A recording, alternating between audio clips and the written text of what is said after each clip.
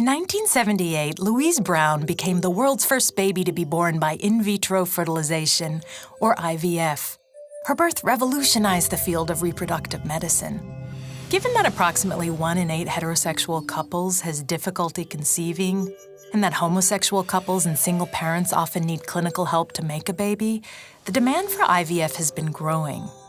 IVF is so common that more than 5 million babies have been born through this technology. IVF works by mimicking the brilliant design of sexual reproduction. In order to understand IVF, we first need to take a look at the natural process of baby making. Believe it or not, it all starts in the brain. Roughly 15 days before fertilization can happen, the anterior pituitary gland secretes follicle-stimulating hormone, FSH, which ripens a handful of follicles of the ovary that then release estrogen. Each follicle contains 1 egg, and on average, only 1 follicle becomes fully mature. As it grows and continues to release estrogen, this hormone not only helps coordinate growth and preparation of the uterus, it also communicates to the brain how well the follicle is developing. When the estrogen level is high enough, the anterior pituitary releases a surge of luteinizing hormone, LH, which triggers ovulation and causes the follicle to rupture and release the egg. Once the egg leaves the ovary, it is directed into the fallopian tube by the finger-like fimbriae. If the egg is not fertilized by sperm within 24 hours, the unfertilized egg will die, and the entire system will reset itself, preparing to create a new egg and uterine lining the following month. The egg is the largest cell in the body and is protected by a thick extracellular shell of sugar and protein called the zona pellucida. The zona thwarts the entry and fusion of more than 1 sperm, the smallest cell in the body. It takes a man 2 to 3 months to make sperm, and the process constantly renews. Each ejaculation during sexual intercourse releases more than 100 million sperm, but only 100 or so will ultimately make it to the proximity of the egg, and only 1 will successfully penetrate through the armor of the zona pellucida. Upon successful fertilization, the zygote immediately begins developing into an embryo and takes about 3 days to reach the uterus. There, it requires another 3 or so days to implant firmly into the endometrium, the inner lining of the uterus. Once implanted, the cells that are to become the placenta secrete a hormone that signals to the ovulated follicle that there is a pregnancy in the uterus.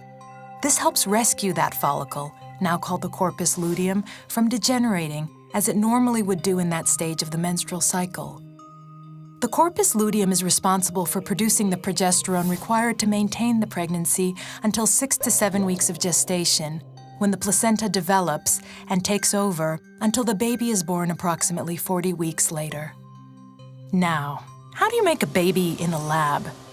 In patients undergoing IVF, FSH is administered at levels that are higher than naturally occurring to cause a controlled overstimulation of the ovaries, so that they ultimately produce multiple eggs.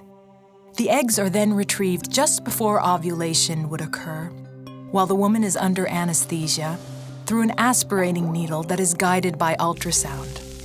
Most sperm samples are produced by masturbation. In the laboratory, the identified eggs are stripped of surrounding cells and prepared for fertilization in a petri dish. Fertilization can occur by one of 2 techniques. In the first, the eggs are incubated with thousands of sperm, and fertilization occurs naturally over a few hours. The second technique maximizes certainty of fertilization by using a needle to place a single sperm inside the egg. This is particularly useful when there is a problem with the quality of the sperm. After fertilization, embryos can be further screened for genetic suitability, frozen for later attempted pregnancies, or delivered into the woman's uterus via catheter. Common convention is to transfer the embryo 3 days after fertilization, when the embryo has 8 cells, or on day 5, when the embryo is called a blastocyst and has hundreds of cells. If the woman's eggs are of poor quality due to age or toxic exposures or have been removed due to cancer, donor eggs may be used. In the case that the intended mother has a problematic uterus or lacks one, another woman, called a gestational carrier or surrogate, can use her uterus to carry the pregnancy.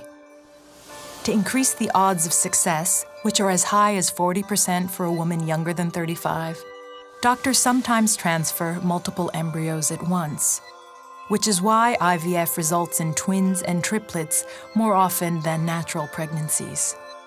However, most clinics seek to minimize the chances of multiple pregnancies, as they are riskier for mothers and babies. Millions of babies, like Louise Brown, have been born from IVF and have had normal, healthy lives. The long-term health consequences of ovarian stimulation with IVF medicines are less clear, though so far, IVF seems safe for women. Because of better genetic testing, delayed childbearing, increased accessibility, and diminishing costs, it's not inconceivable that artificial baby making via IVF and related techniques could outpace natural reproduction in years to come.